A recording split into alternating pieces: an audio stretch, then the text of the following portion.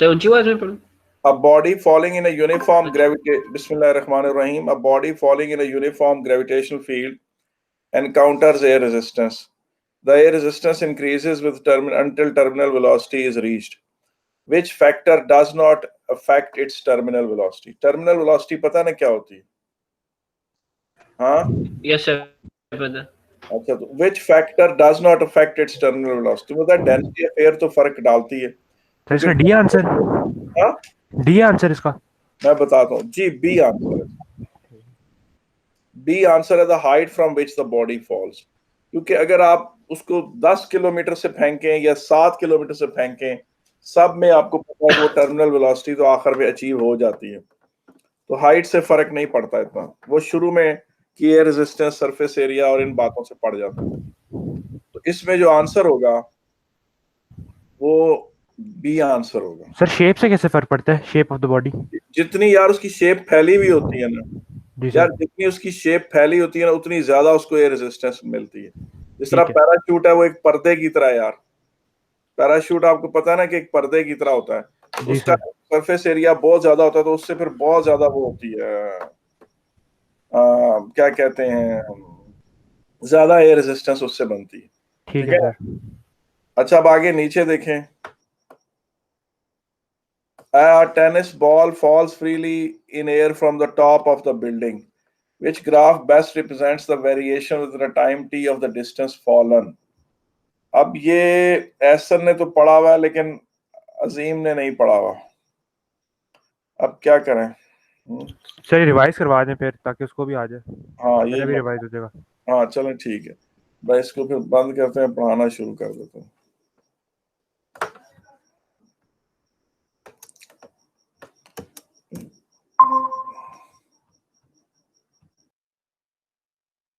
फिर क्या?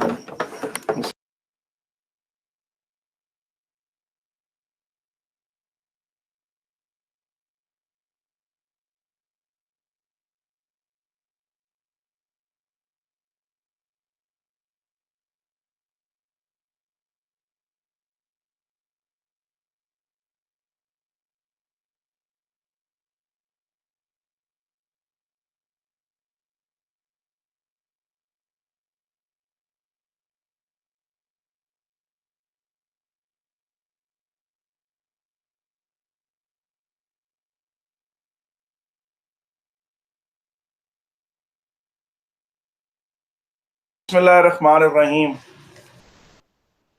Body falling from great height.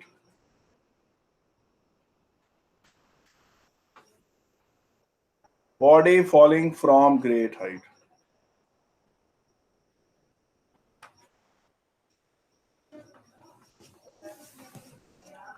ठीक है कि नहीं? And air resistance is not negligible. Air resistance not negligible.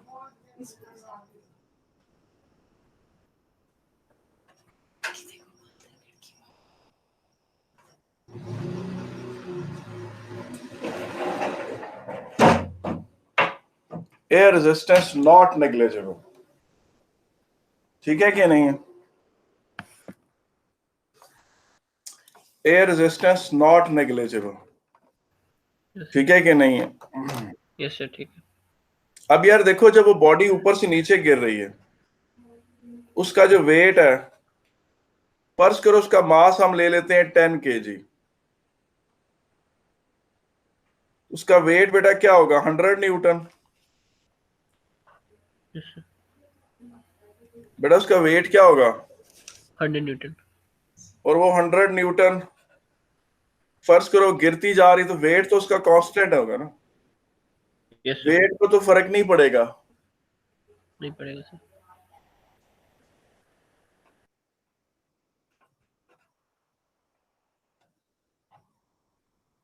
तो वेट तो उसका कांस्टेंट रहेगा विद रिस्पेक्ट टू टाइम। ठीक है कि नहीं है? वेट को तो उसका क्या रहेगा? कांस्टेंट रहेगा। कांस्टेंट। अच्छा, एयर रेजिस्टेंस का देखो क्या होगा। एयर रेजिस्टेंस उस पर इंक्रीज करके लगेगी। फर्ज करो ये वो नीचे गिरते दिखा रहे हैं उसको यूं,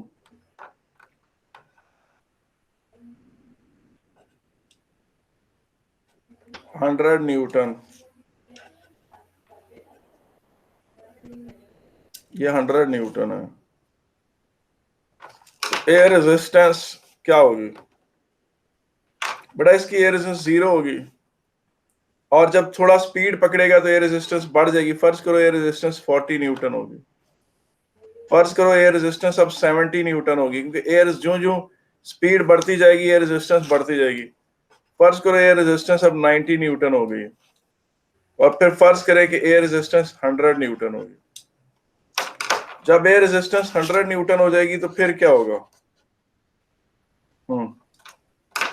जब एयर रेजिस्टेंस 100 न्यूटन हो जाएगी टर्मिनल वेलोसिटी, तो टर्मिनल वेलोसिटी अचीव हो जाएगी। तो यार ये जो अगर एयर रेजिस्टेंस का किसी ने ग्राफ बनाना हो तो किस तरह बनाएंगे? Increasing till 100। एयर रेजिस्टेंस आप देखें,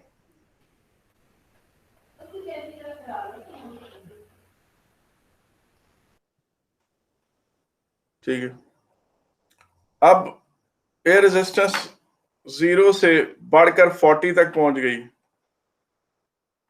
फिर 70 पर पहुंच गई, फिर 90 तक पहुंच गई, फिर 100 तक पहुंच गई, और फिर 100 पर ही रही। एयर रेजिस्टेंस का ग्राफ ऐसा नहीं बना। एयर रेजिस्टेंस बढ़ते बढ़ते वेट के बराबर हो गई।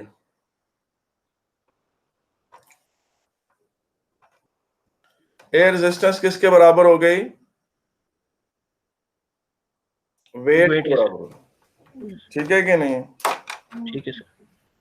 उसके बाद आप ये चीज देखें कि यार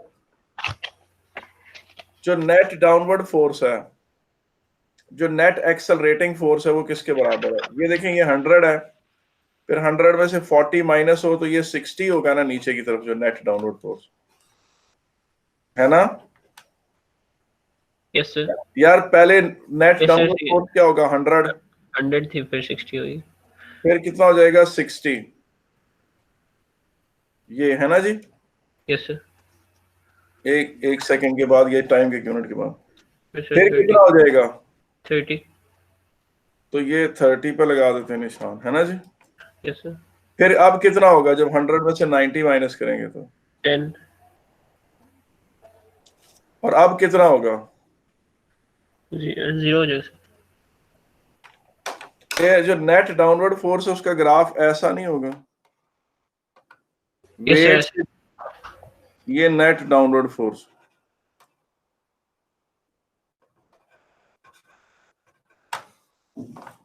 कोई मसला तो नहीं है?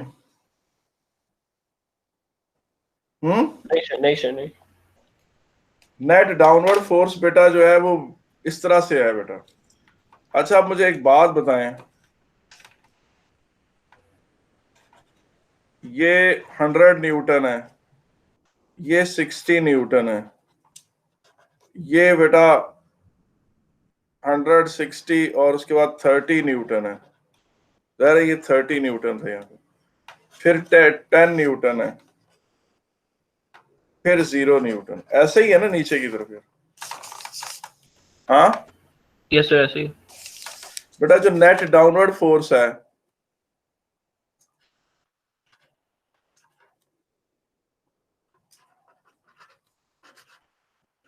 वो नेट एक्सेलरेटिंग फोर्स भी कहलाएगा।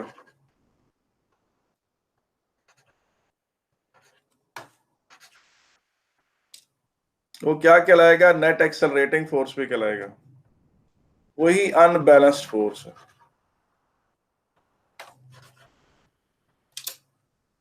Net downward, net accelerating, unbalanced force, उसी को रिजल्टेंट फोर्स भी कहते हैं।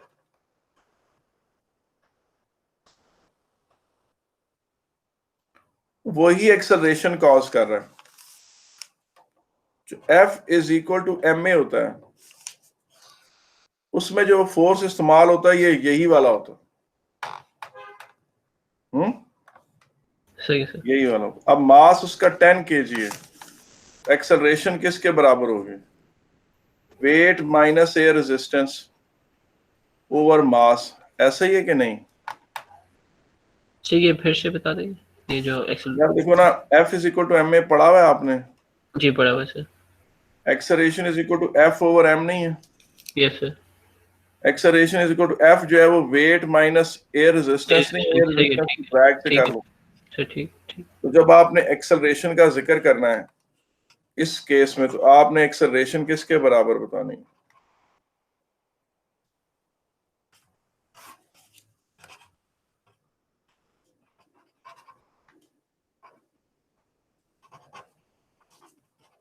ये वेट माइनस एयर रेजिस्टेंस, एक मिनट सर,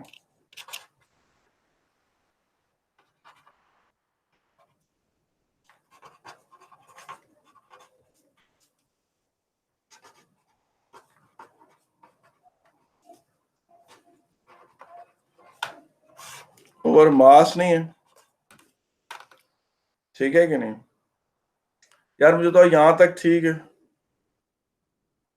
यस सर, सही है। ठीक है एहसन, आपको भी समझ आ गई कि नहीं? जी सर समझ आ गई। अच्छा अब यार ये चीज देखो कि पता चला कि ये उसका वेट था जो कि 100 था, फिर उसका वेट 100 ही रहा, फिर भी 100 ही रहा, फिर 100 रहा, फिर 100 रहा, फिर 100 रहा, और एयर रेजिस्टेंस शुरू में क्या थी? 0 थी। फिर एयर रेजिस्टेंस बढ़कर 40 न्यूटन हुई, फिर एयर रेजिस्टेंस बढ़कर 70 न्यूटन हुई, फिर 90 न्यूटन हुई, फिर 100 न्यूटन हुई, और फिर 100 न्यूटन, इसी तरह ही रही हत्ता कि वो नीचे नहीं गिर गया। और जो नेट डाउनवर्ड फोर्स है, नेट डाउनवर्ड फोर्स जो है वो 100 माइनस 0 100, 100 माइनस 40 60, 100 माइनस 70 30, 100 माइनस 90 10, और फिर 0 न्यूटन, फिर 0 न्यूटन। मुझे बताएं यहां तक है कि नहीं है? यस सर, सही। ठीक है सर, यहाँ तक है इसी तरह।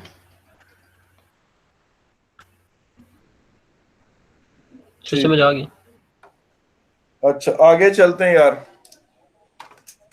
अगला जो बात है कि यार इसी को जब तुम मास को डिवाइड करोगे नेट डाउनवर्ड फोर्स को 10 kg से, तो डाउनवर्ड एक्सेलरेशन उसकी क्या होगी? 10 मीटर पर सेकंड स्क्वायर नहीं होगी, फिर 6 नहीं होगी, फिर 3 नहीं होगी, फिर 1 मीटर पर सेकंड स्क्वायर नहीं होगी, फिर 0 मीटर पर सेकंड स्क्वायर नहीं होगी, फिर 0 मीटर पर सेकंड स्क्वायर। इस तरह ये है कि नहीं है? इसी तरह, हाँ इसी तरह, इसी तरह। जी सर। अब आप मुझे ये बताएं कि इनिशियल, इसका मतलब एक्सेलरेशन को जब प्लॉट करें तो एक्सेलरेशन कैसी होगी? एक्सेलरेशन का ग्राफ कैसा होगा? ये टाइम के यूनिट्स हैं।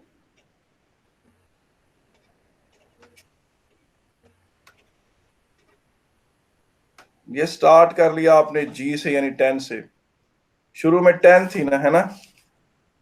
शुरू में कितनी थी? 10 थी। फिर बेटा 6 हो गई, है ना? फिर 6 के बाद क्या होगी? 3 हो गई, फिर 1 हो गई, और फिर 0, इस तरह से। तो ये क्या बनेगी? क्या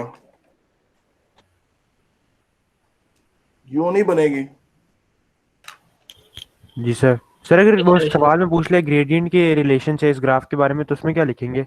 बेटा एक्सेलरेशन की जो ग्रेडियंट है वो तो rate of change of acceleration होती है। ठीक है। एक्सेलरेशन की ग्रेडियंट कोई फिजिकल क्वांटिटी रिप्रेजेंट नहीं करती। जी सर ठीक है। और एक बात याद रखिए, एक्सेलरेशन का ग्राफ और वो जो रिजल्टेंट फोर्स था उसका ग्राफ एक जैसा होगा। बेटा किसी भी सिचुएशन में रिजल्टेंट फोर्स और एक्सेलरेशन का ग्राफ हमेशा एक जैसा होता है। क्या होता है? एक जैसा होता है। रिजल्टेंट फोर्स और एक्सेलरेशन का ग्राफ कैसा होता है? हमेशा एक Same जैसा। होता है। अच्छा जी, अब अगली बात सुने। अगली जो हमारा पॉइंट है वो क्या है? ठीक है कि नहीं है? अब यार ये देखें, जब उसकी एक्सेलरेशन पहले उसकी वेलोसिटी 0 थी, जब उसको 10 की एक्सेलरेशन मिली तो उसकी वेलोसिटी क्या हो गई? 10। ऐसा ही है कि नहीं? Yes sir. एहसन और अजीम, आपको समझ आई बात कि नहीं? जब बेटा पहले वेलोसिटी 0 थी, फिर 10 की एक्सेलरेशन से 10 हो गई, जी सर। फिर 6 की एक्सेलरेशन से ये क्या हो गई? 16 16 और फिर 3 की एक्सेलरेशन से ये 19 क्या हो गई? 19 हो गई। 19 फिर 1 की एक्सेलरेशन से ये क्या हो जाएगी? 20 फिर 20 रहेगी। 20 फिर 20 रहेगी। और फिर 20 रहेगी।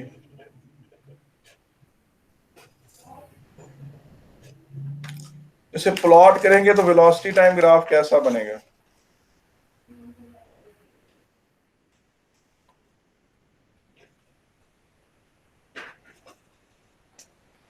सर इंक्रीजिंग और फिर कांस्टेंट।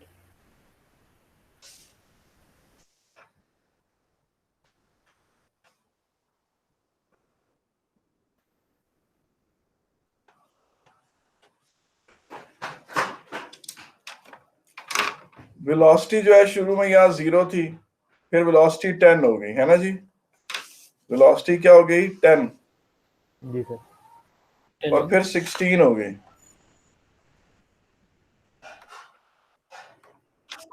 सर पेज थोड़ा है ऊपर ना? कर देंगे?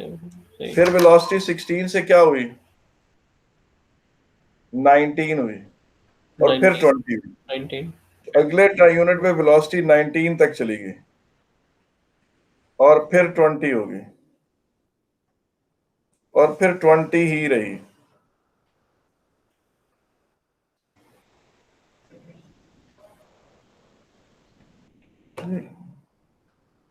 और ये टर्मिनल वेलोसिटी है।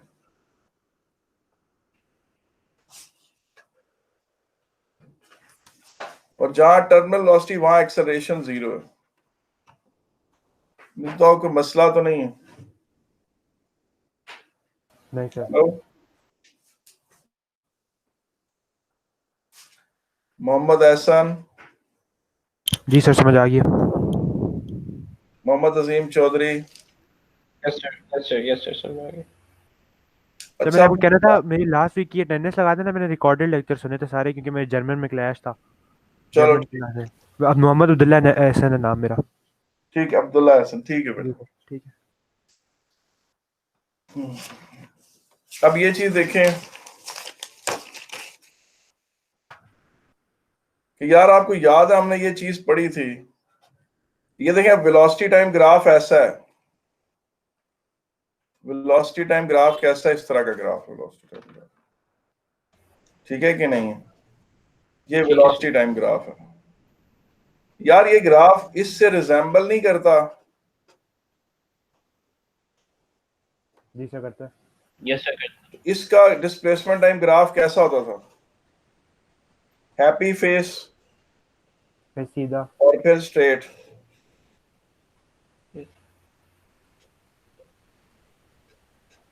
ठीक है कि नहीं? जी ठीक सर है। ठीक है। तो इसका डिस्प्लेसमेंट टाइम ग्राफ कैसा होगा? यूं शुरू में गोल, फिर क्या होगा? सीधा। सीधा। यहां पर टर्मिनल वेलोसिटी अचीव होगी।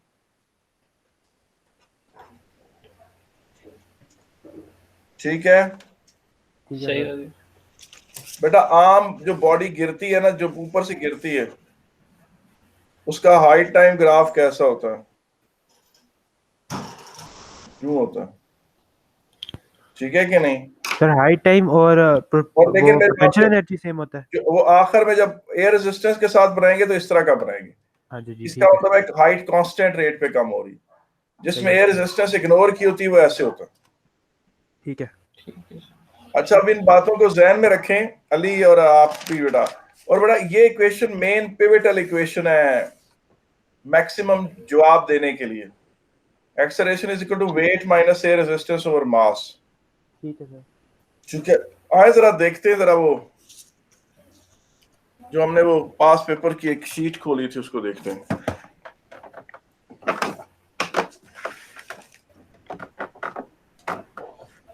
एक मिनट।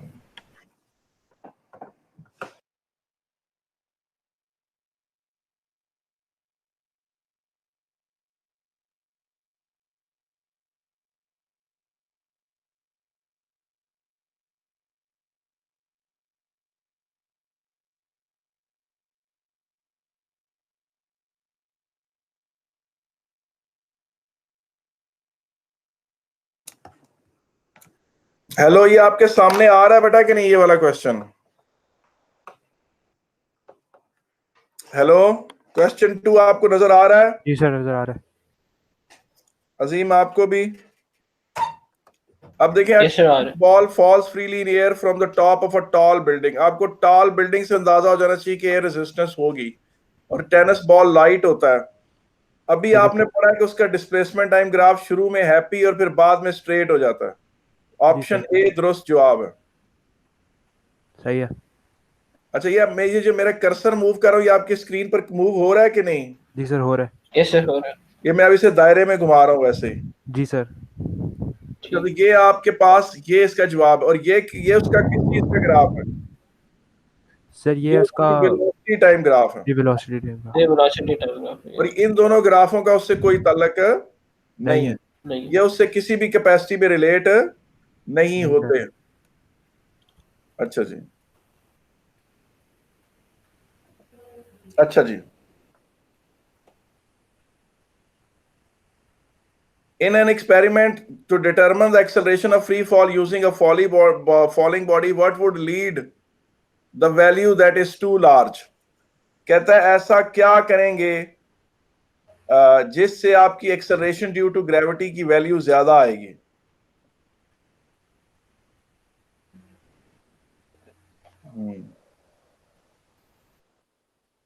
ये कैसे होगा बेटा? बड़ा मजे का क्वेश्चन है। सर सवाल आप अच्छा रिपीट कर देंगे? ये सामने नजर आ रहा है क्वेश्चन 3, ये देखें ना। अच्छा ठीक है, क्वेश्चन 3 से। क्वेश्चन 3 वैसे इसका क्वेश्चन इस टॉपिक का इतना जेन्युइनली बनता नहीं है कि इसी क्वेश्चन का हो, लेकिन जी पढ़ लिया आप दोनों ने कि नहीं? सर पढ़ लिया। अब आपका क्या ख्याल है, इसका क्या जवाब है? सर मुझे लगता है ए बी नहीं है, सी डी में से एक है। अच्छा, अब आप ये चीज देखें, मैं आपके सामने ना ये इसको क्वेश्चन को हल करता हूँ। ठीक है सर। ये मेरा कैमरा, एक मिनट है।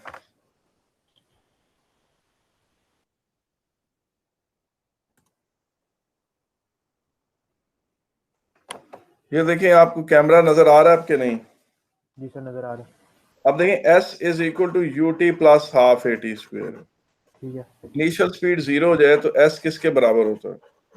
सर 1/2 स्क्वायर एस इज और इक्वल टू फिर आपने S मेजर करना है ना, तो इसको जी टी स्क्वेयर कर लें, है ना?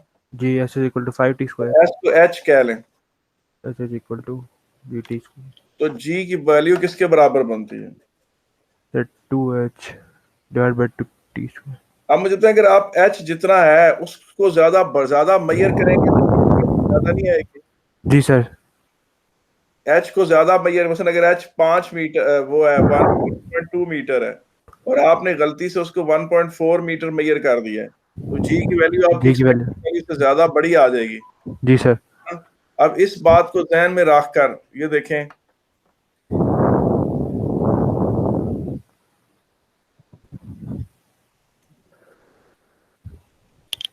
ये देखें, अब इस क्वेश्चन को पढ़ें। यही बात आती है जो मैंने कही है। कौन सी इसमें बात है? सर मेरे नीचे कर दें वो हाँ, नीचे कर दें, क्वेश्चन नंबर 2 आ रहा है। अच्छा अच्छा, एक मिनट है, क्वेश्चन 3 में करता हूँ। ये देखें, आप पढ़ें, देखें कौन सी है। सर ये major distance longer than true distance, C वाला। बिल्कुल सी आंसर, ठीक है, बिल्कुल सही है। अब यार ये इसका जवाब दें।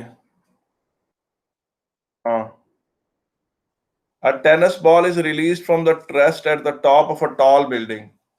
Which graph best represents the variation with time t of the acceleration a of the ball as it falls, assuming that the effect of air resistance is not negligible? Sir इसका ए है जी आंसर। बिल्कुल बिल्कुल। मुझे वो दोबारा अपनी दिखाने तो नहीं ना पड़ेगा, आपने देख तो लिया था ना ग्राफ, इसका यही था। जी सर ये सर देखिए वो याद है ना आपको? तो ए ग्राफ है इसका, जी ठीक है। ठीक और जो सी है वो इसका वेलोसिटी टाइम ग्राफ है, जी सर। और डी इसका वेट टाइम ग्राफ है, वेट टाइम ठीक है सर। ठीक है कि नहीं? और जैसा इसका एक्सल ए है ना, जैसा इसका एक्सेलरेशन टाइम ग्राफ है, वैसा ही इसका नेट डाउनवर्ड फोर्स भी फोर्स ग्राफ होगा, रिजल्टेंट फोर्स भी ए जैसा ही होगा, ठीक है सर। क्योंकि रिजल्टेंट फोर्स और एक्सेलरेशन का ग्राफ हमेशा एक जैसा होता है। सही है सर। क्वेश्चन नंबर 5 है, देखें, a parachutist is falling at a constant terminal velocity, which statement is not correct? बेटा अगर वो कांस्टेंट वेलोसिटी से गिर रहा है तो उसकी काइनेटिक एनर्जी क्या है, कांस्टेंट है या चेंज हो रही है? सर कांस्टेंट रहेगी। जी, उसकी काइनेटिक एनर्जी कांस्टेंट है। अच्छा, वो नीचे गिर रहा है तो उसकी पोटेंशियल एनर्जी कम हो रही है या नहीं हो रही है? सर उसकी कम हो रही है। अच्छा, पोटेंशियल एनर्जी कम हो रही है और काइनेटिक एनर्जी कांस्टेंट है, तो पोटेंशियल एनर्जी जो कम हो रही है वो किस में कन्वर्ट हो रही है? Sir potential energy. बेटा वैसे कोई चीज ऊपर से गिरे तो पोटेंशियल एनर्जी किस में कन्वर्ट होती है? सर mgh होता है ना। हाँ, वो अमूमन काइनेटिक एनर्जी में कन्वर्ट होती है। जी सर काइनेटिक में होती है। लेकिन अगर कोई बॉडी कांस्टेंट स्पीड से नीचे गिर रही हो तो ठीक फिर है वो किधर जाती है, वो एनर्जी जो सर, वो potential? Thermal energy of air में चली जाएगी। जी हाँ, बिल्कुल बिल्कुल। तो इसका ठीक है। मतलब है कि इसमें जो वो है ना, ये ऑप्शन सी और डी ये जी दोनों दोस्त हैं, ये गलत नहीं है। ठीक है ठीक है सर। कि नहीं है? और बी गलत है बेटा, बी जी गलत है। और ठीक। ए इसलिए गलत नहीं है कि जब हवा गर्म हो रही होगी, एयर में हीट एनर्जी हो रही होगी, तो एयर के मॉलिक्यूल्स की स्पीड इंक्रीज कर रही होगी ना, जी सर। तो उसकी जो लॉस ऑफ पोटेंशियल एनर्जी होती है वो work done against air resistance करती है। ठीक है कि नहीं? ठीक है सर। अच्छा, अब ये चीज देखें, सी, इसको देखें, एट पी पे मुझे बताएं, पी पे टर्मिनल वेलोसिटी अचीव हुई है कि नहीं? सर पी पे अभी नहीं हुई या हो अभी गई है? पी पे टर्मिनल वेलोसिटी अचीव नहीं हुई, तो अभी नहीं हुई। वेग और एयर रेजिस्टेंस बराबर तो नहीं ना होंगे? नहीं सर नहीं होंगे। अभी तो एयर रेजिस्टेंस थोड़ी कम होगी ना? सर ये इसका सी होगा। जी बिल्कुल बिल्कुल बिल्कुल। मोहम्मद अजीम चौधरी, आपको भी समझ आया कि नहीं? यस सर, समझ आया। ग्रेट बॉयज, आगे चलते हैं। बेटा फुटबॉल इज ड्रॉप्ड, अब फुटबॉल भी आपको पता अच्छी खासी एयर रेजिस्टेंस लगती है। जी सर। ठीक है ना? Which remain constant through out the fall, उसकी वेट ही कांस्टेंट रहेगा, याद है जो पहला पॉइंट आपने पढ़ा है? जी सर वेट पूरा ग्राफ भी कांस्टेंट होता है तो ठीक है, हाँ। ठीक है अजीम, ठीक है कि नहीं? Yes sir. आगे आ जाए, क्वेश्चन नंबर 8। क्वेश्चन नंबर 8 की तरफ, अच्छा यहाँ पहुंचा। An object is dropped at t is equal to 0 from a high building. Air resistance is significant. Three graphs are plotted against time: the height of the object above the ground, the speed of the object, the magnitude of the resultant force on the object. ठीक है कि नहीं? आपको पता ठीक है है sir. z का स्पीड टाइम ग्राफ होगा उसका, है ना जी? यस सर और वाई हाइट टाइम। एक मिनट रहे, जो y है उसका, जी y हाइट टाइम ग्राफ होगा, बिल्कुल अभी पढ़ा राइट आपने। टाइम। और जो है ना, x magnitude. Magnitude of resultant, acceleration. मैंने आपको इस तरह का तो नहीं पढ़ाया, लेकिन चलो अब यही, this is the sir nearest. वही जीरो पे जा रहा है। हाँ, जीरो पे जा रहा है, गो परफेक्टली उस तरह नहीं जिस तरह मैंने कहा था, लेकिन 12, चलो ठीक। ये समझ आ गई यार कि नहीं? जी सर समझ गया। यस सर, आगे। इसका देखें, जिन an object is release from the rest and falls a long distance in air, इसमें क्या होगा? Which graph shows the variation acceleration, इसकी कौन सी इसमें आती है? लॉन्ग डिस्टेंस में एयर रेजिस्टेंस आ जाती है ना, तो ये एयर रेजिस्टेंस की इसमें सर कौन सा ग्राफ दुरुस्त है? इसका डी है। डी है, शाबाश। अच्छा सर लेकिन स्ट्रेट रेजिस्टेंस के साथ आपने बताया था। सर हाँ, डी है बी है। इसका डी आंसर है, इसका डी डी आंसर। अभी हमने जो ग्राफ एक्सेलरेशन का बनाया वो बिल्कुल डी से मैच कर रहा था। ठीक है। ठीक है, और ए उसकी वेलोसिटी टाइम ग्राफ है। जी सर। ठीक है कि नहीं है? और सी उसका वेट टाइम ग्राफ है। यस सर, अब बी उसका डिस्प्लेसमेंट टाइम ये ग्राफ। बी का कोई तल्लक नहीं, बी जैसी फिलहाल कोई क्वांटिटी हमने नहीं पढ़ी। A football falls from the top of a tall building. Which graph best shows the way in which the distance x fallen varies with the time t? जी बेटा। सर ये डिस्टेंस एक्स। बेटा sir ये ये सी है सी। नहीं, सी नहीं होगा, ये डी है। अच्छा डी। शुरू में हैप्पी फेस, फिर परफेक्टली स्ट्रेट लाइन हो जाएगा। सर ये डिस्टेंस टाइम ग्राफ है ना। ठीक है। हाँ, distance time graph, displacement time graph फिलहाल एक ही है। तो वो ये है, शुरू में हैप्पी फेस है, ये देखें यहाँ से जरा सा हैप्पी फेस है इस जगह पर, इस जगह पे, और उसके बाद फिर स्ट्रेट है। स्ट्रेट का मतलब है इसकी ग्रेडियंट कांस्टेंट है। ग्रेडियंट कांस्टेंट का मतलब है कि इसकी वेलोसिटी यहाँ आके कांस्टेंट हो, और ये उसका वेलोसिटी टाइम ग्राफ है। और इन बी और सी ग्राफों का उससे कोई तल्लक नहीं है, बी और सी उससे कोई मैच नहीं करते। ठीक है सर। आहा आहा, मजे का सवाल है जनाब, ये करके दिखाएं तो जन्नत में घर पाएं। ये करो ना जरा। अच्छा तुम देखो, तुमसे मांग क्या रहा है, वो काइनेटिक एनर्जी मांग रहा है, जी सर। और नीचे काइनेटिक देखो एनर्जी। कि ए बी सी डी चारों ऑप्शनों में वेलोसिटी नहीं है। सर हमने वेलोसिटी को एलिमिनेट करना है ना। जी बिल्कुल, कुल बिल कर देना इसमें। ठीक है सर, मैं ट्राई करता है।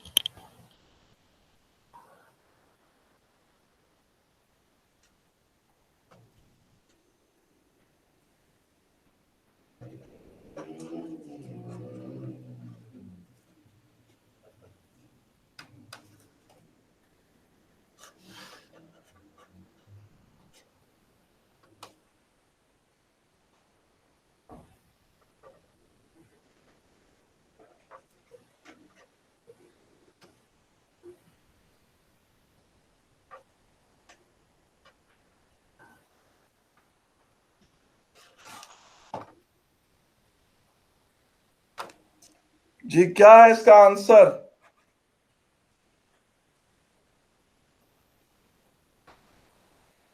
अजीम। चेक कर रहा हूँ सर, 2 सेकंड कर।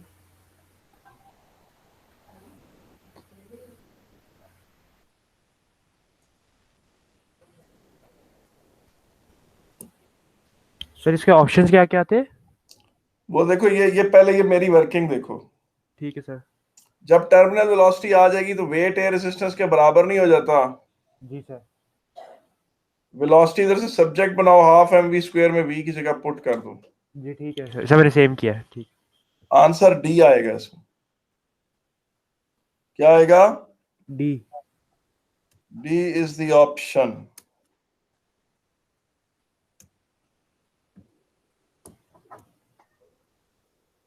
ठीक है।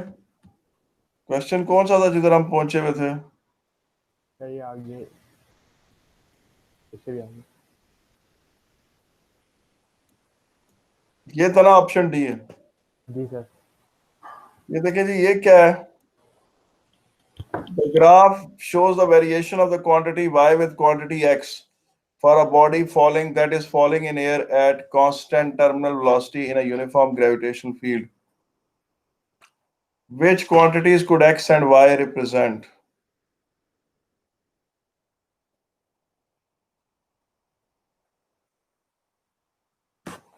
जी बेटा, जो पोटेंशियल एनर्जी गिर रही होती है वो किस में जा रही होती है? Work done against air resistance नहीं कर रही होती।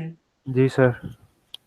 तो जब टर्मिनल वेलोसिटी अचीव होगी, काइनेटिक एनर्जी तो कांस्टेंट है, तो सारी की सारा जितना work done against air resistance होगा वो सारे का सारा लॉस ऑफ पोटेंशियल एनर्जी होगा। तो ये ऑप्शन सी दुरुस्त है। ठीक है सर। कौन दुरुस्त है? Option C. ऑप्शन सी दुरुस्त है। इस ग्राफ को देखिए, ये क्या है? The graph relates the motion of falling body.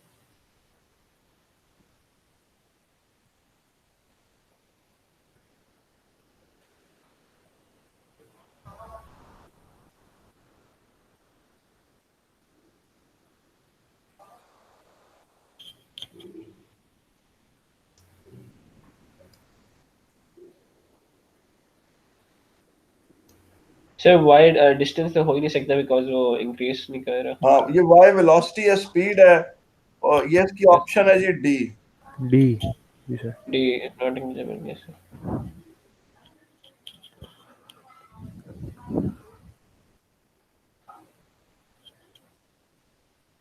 ये जनाब डी आपके सामने क्वेश्चन आ रहा है, पहले देखेंगे।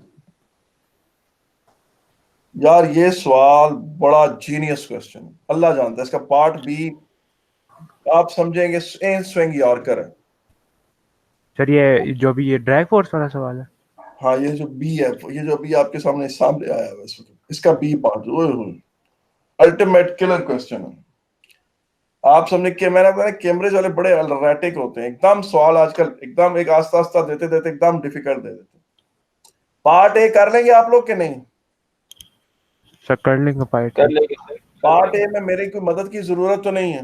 नहीं नहीं सर। सर। पक्की बात है? यस जी सर। सर। जरा जनाब ये क्वेश्चन करें ना। सर क्वेश्चन सामने रखेंगे, मतलब क्वेश्चन याद ऊपर चला गया, इसका पीछे से कोई ताल्लुक नहीं। पीछे से कोई तलक नहीं है, फिर ए ना करे सर। ए लानत भेजो, ओके ए कर लोगे ना, इतना तो है ना। यस सर, कर जी सर लेंगे कर कर लेंगे। लेंगे।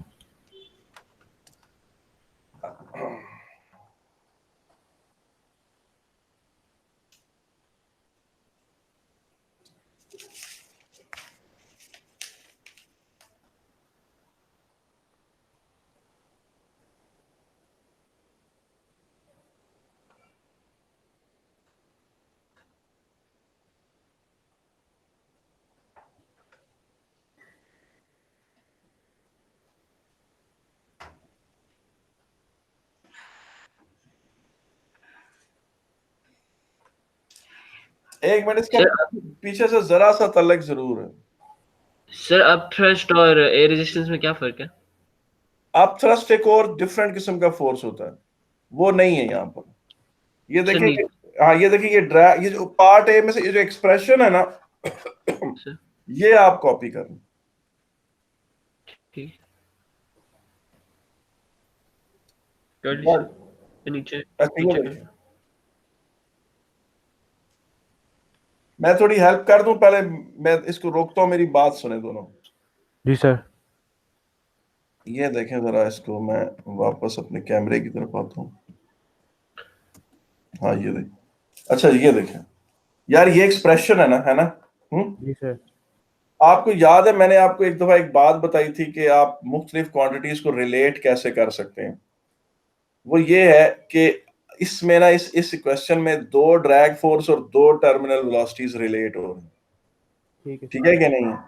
आप इसको कह दें Fd1 और V1, और फिर Fd2 is equal to K rho V2 square. इस इक्वेशन को इस इक्वेशन से डिवाइड करें, Fd1 Fd2 is equal to V1 square over V2 square. अब आप मुझे बताएं, ये जो स्किल है, ये जो कमाल है, ये प्योरली मैथमेटिकल कमाल नहीं है। और मैं इसीलिए बच्चों को कहता होता हूँ कि बेटा फिजिक्स का पेपर कोई नहीं है, ये ठीक ठाक मैथ्स का पेपर। सर ये फिर से बता देंगे ये वाला स्टेप? देखो ना सर ये यार, आपने किया क्या? इसमें दो ड्रैग फोर्स है और दो वेलोसिटियां कंपेयर हो रही हैं अगले पार्ट में। ठीक है sir.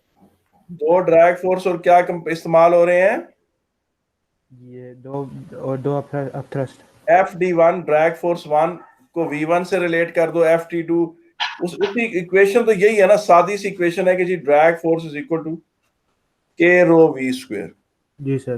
Drag force 1 V1 square और ड्रैग फोर्स 2 V2 स्क्वायर, ठीक है यार कि नहीं। ठीक है यस सर सर। ठीक है।